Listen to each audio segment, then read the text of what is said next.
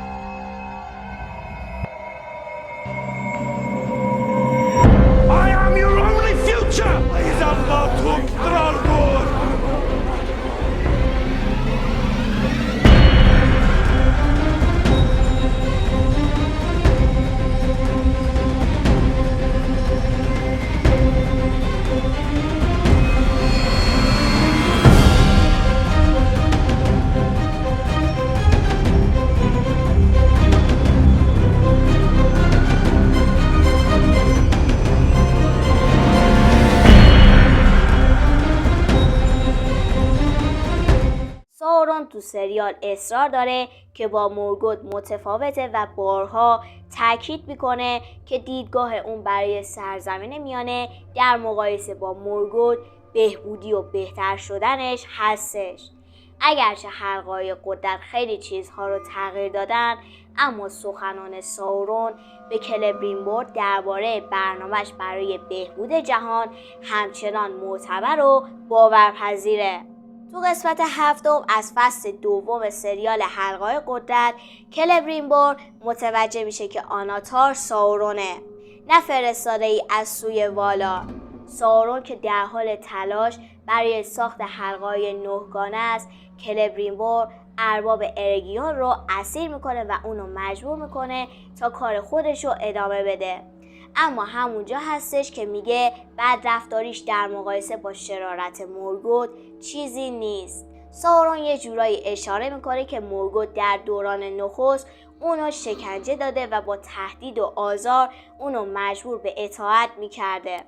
این توصیف از رابطه بین این دوتا شرور با اونچه در نسخه اصلی ارباب حلقه اومده متفاوته، اما اساس این صحبت ها درست به نظر میرسه.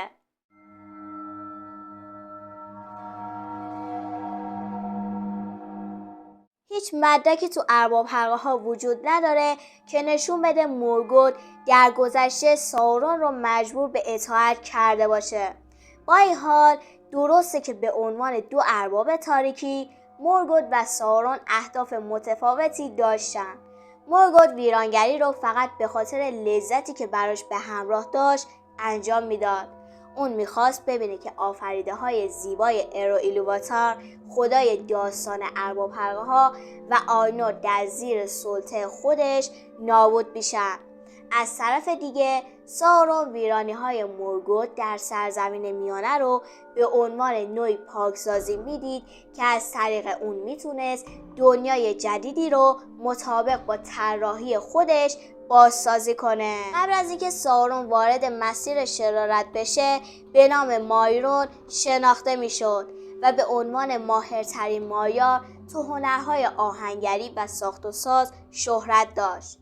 اون بیش از هر چیزی به نظم و کمال علاقه داشت و به همین دلیل قادر بود زیبایی‌های بزرگی رو خلق کنه. این ویژگی ساورون تو فصل دوم سریال حلقه‌های قدرت دیده میشه. اون واقعا باور داشت که استعداداش همون چیزیه که تو سرزمین میانه به اون نیاز داره، چون فکر میکرد طراحی اون از اونچه که ایلوواتار خلق کرده بهتر و بالاتره.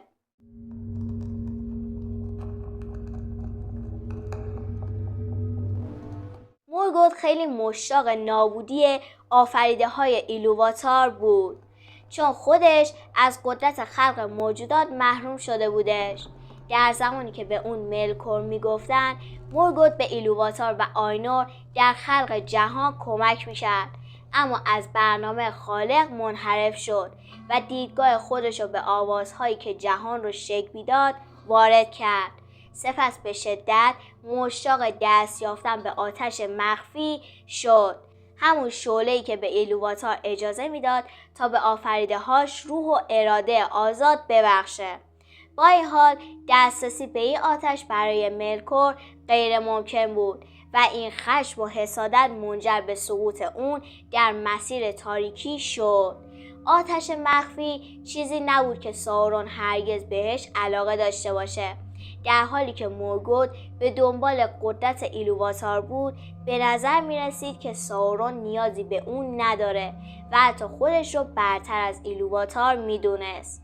اون نیازی به خلق دوباره زندگی نمیدید، چون میتونست فرزندان ایلوواتار رو همچون عروسک هایی کنترل کنه و در نتیجه جهانی رو مطابق با برنامه خودش بسازه.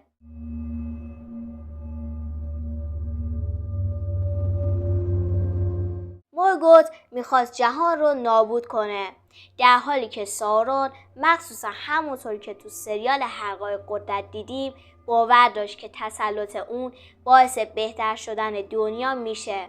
اما این به این معنی نبود که ساورون شرارت کمتری داشت. مفهوم آفرینش در داستان‌های تالکین از جمله ارباب حلقه‌ها بسیار پیچیده است.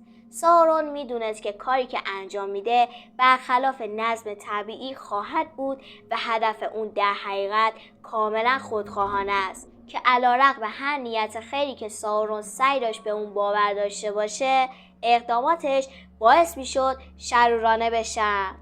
به اضافه اینکه ساورون کاملا آماده بود برای رسیدن به هدفش هر کسی یا هر چیزی رو نابود کنه یا به اون آسیب بزنه، به همین دلیل نمیتونه ادعا کنه که این شخصیت شرور نسبت به مورگوت قابل بخشش‌تر باشه.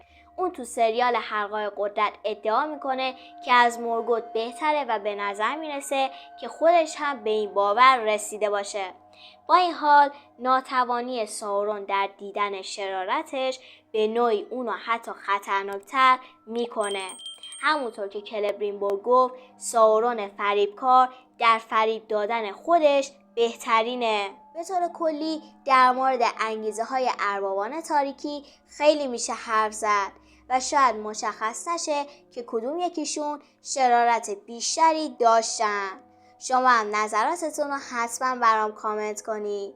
تا یه ویدیو دیگه، دوستتون دارم. خدافظ.